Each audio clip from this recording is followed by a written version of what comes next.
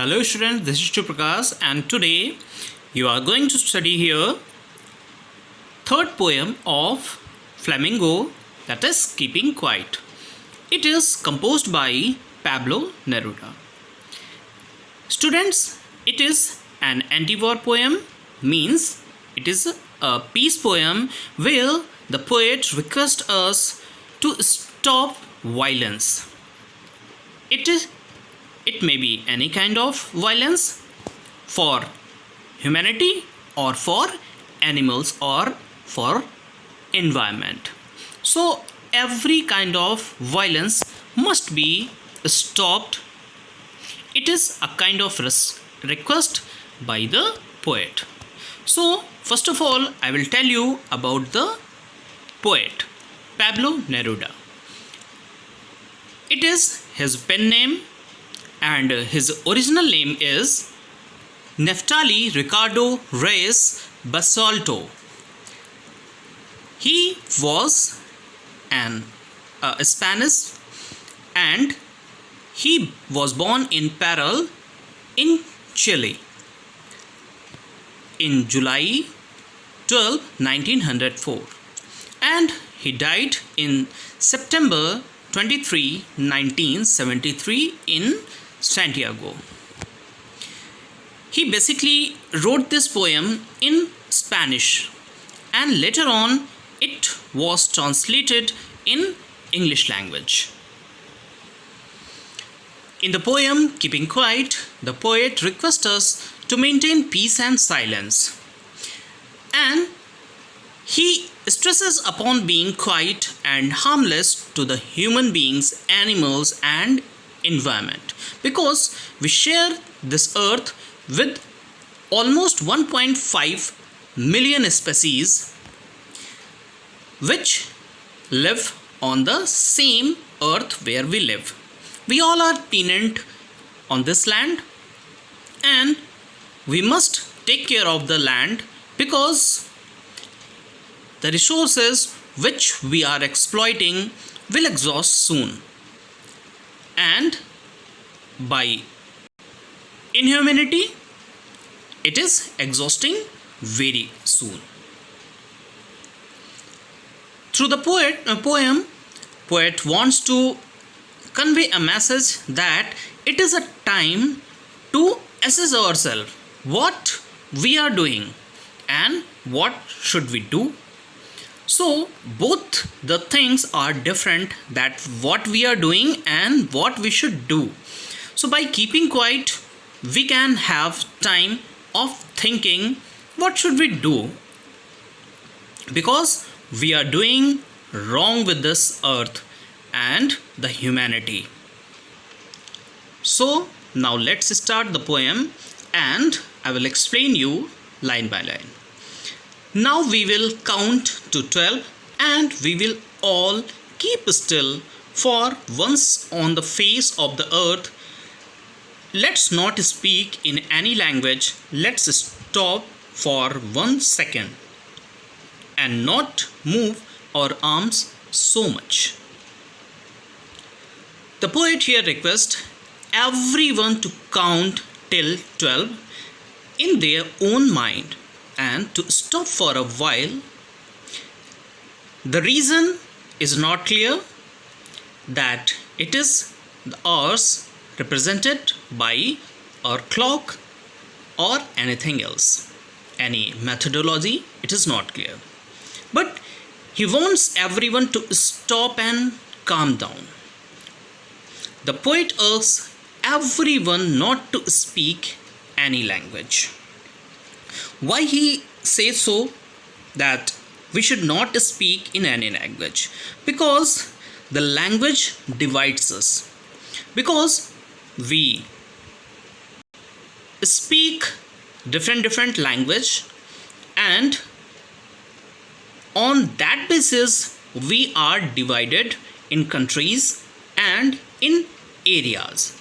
So if we want to unite, then we must forget the language we speak, and there must be a sign language which everyone knows. In the next line, he wants to say that we must stop for 1 second and we must not move our arms. Why he says so? Because he does not want that we do any kind of work or the work which is the cause of destruction of the earth. With our arms, we lift the hazardous weapons and we try this to the humanity, and the humanity and the nature and the animals, everything is destroyed by these hazardous weapons. So he also requests not to move our arms. He wants a kind of peace that we must maintain. So in the next passage he says it would be an exotic moment without rush, without engines. We would all be together in a sudden strangeness. Fishermen in the cold sea would not harm whales, and the man gathering salt would look at his hurt hands. The poet says it would be an exotic moment without rush, without engines. Because we all are humans and we want to do something, we always do something for our economy, for our belly. We never stop. For a while we rest to maintain the energy within us, but we never stop working. Or you can say anytime, anywhere, any person always working. So when all of a sudden at a particular moment we all would be silent and we all would stop doing everything, the moment will be exotic. It is a kind of different moment, and we would all be together in a sudden strangeness. The moment which will arise will be very strange. The calmness which we feel will be very peaceful. The fisherman here represents that we by our work we harm anybody, means any animal or environment, any tree, anything it may be, because through our work we always harm anyone. So the fisherman represents here the whole humanity, means the people who are anyhow harming any animal or anything. So everyone will be there in peace, such as animals like whale is given here, for example it is, and whale represents the whole other species, and people who never care for themselves because they are busy earning money for the family and they never take care of themselves. So they will take care of themselves at that time because they would do nothing at that time, and they can understand how they are harming themselves. They are harming themselves also, not only other species, they are harming themselves also in any way for their family or anyone. In the next passage what he says, those who prepare green wars, wars with the gas, wars with the fire, victory with the no survivors, would put on clean clothes and walk about with their brothers in the shade doing nothing. People by their work destroy the green vegetables, fields, or you can say the forest. The mainly Here green wars means people are destroying the forest. They have hazardous weapons of gas, of fire, and through that they are harming each other. Victory with no survivors means there are such weapons which are disastrous. They can destroy the earth also, like atomic bombs. If all the countries explode their hazardous weapon at a single time, then maybe the earth may explode. So they get victory, but where are the survivors? There are no survivors, because all have died in the war, and with whom we will share our happiness. So no one will be there to share our happiness when we will win the battle.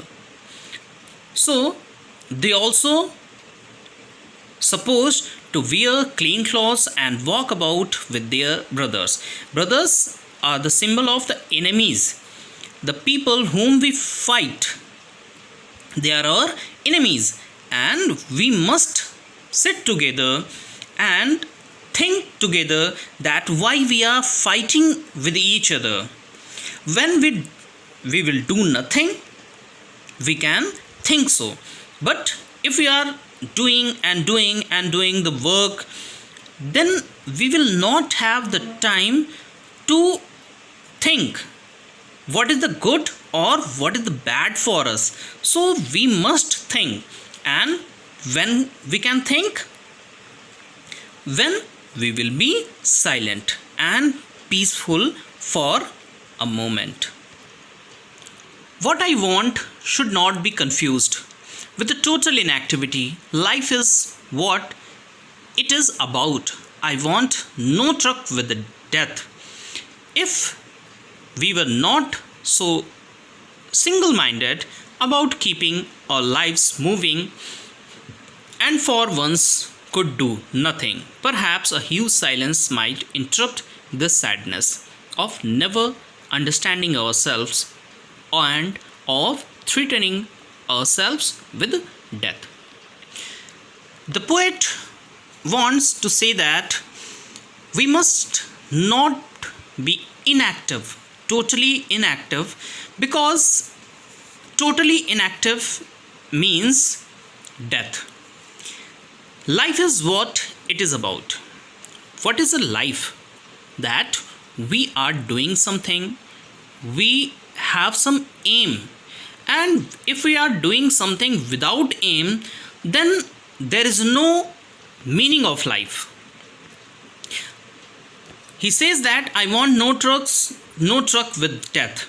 No truck with death. When there is a war, then what happens? The soldiers which are fighting for us, fighting at the borders, they die. And here this is being denoted with this word, I want no truck with death. Means he don't want any fight. If we were not so single-minded about keeping our lives moving, and for once could do nothing, perhaps a huge silence might interrupt this sadness. People are without aim. They are doing the things which they don't know what is the consequence of it. Without knowing the consequence, they are doing the work, they are fighting, and again they are fighting. So, by keeping quiet, we can think the consequences what we are doing, and the consequence, that is the sadness. This is the sadness, that trucks with death. This is the sadness, and by this peace we can interrupt this sadness. Means we can think that we should not fight with each other, and if we don't do that, then we can never understand the things which we are doing, and without any aim, we will fight and fight and fight. The next passage. Perhaps the earth can teach us, as when everything seems dead and later proves to be alive. You have seen that in winters, what happens? Trees shed their leaves and it appears to be dead. But actually, it is thinking about something, or you can say it is taking rest for a while, and after that it reappears. When the spring comes, what happens? The life appears, means the trees again blossom, they become full of greenery, and the life is proved here again that no, it is not still, it is full of vitality, it is full of life. So like that, we must also be peaceful for some time, we should stop for some time, and we must think what is good for us. Here the refrain is again, I will count up to 12 and you keep quiet and I will go. So he again says to count up to 12 and says to think. You have read the poem and he is suggesting you to think and I will go. So from that place only the poet goes away. Here is no specific place where the poet wants to go because it is not clear here. So from the poem, from the place where the poem has been written, he wants to go from that place only, not from other, and where he wants to go, it is not clear. Now I will tell you some poetic devices which are used here. First of all, I will tell you that rhyming scheme. This poem has not any rhyming scheme. The next one, we will, WW, it came together, the two letters came together, WW, it is alliteration, and here also it is alliteration. And here count to 12, O, U, O, E, the vowels are here, so it is assonance, it is called assonance. So here it will be assonance. In these lines, at the first of the consequent lines, these are adjacent, and at the starting of the lines, let has come, let two times, so it will be anaphora, it is called anaphora. And same in this line as here, assonance. In we would, there is again alliteration, sudden strangeness, alliteration. His hurt hands, here also alliteration. Wars with, alliteration. Victory with no survivors would put on clean clothes and walk about with their brothers. Assonance is used here as here in this line. Assonance means the repetition of vowels, means would, in victory you can say I, O, O, O. Vowels are repeated here, so it will be assonance. Now in we were, so single. In both pairs alliteration will be there.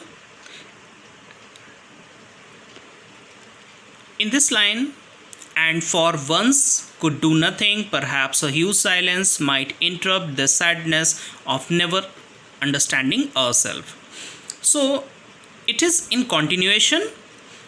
It is called enjambment because the sentence is not completed in a single line. So it is in continuation. So enjambment will be there. So this is all about the poem. Hopefully you will have understood and prepare notes of it.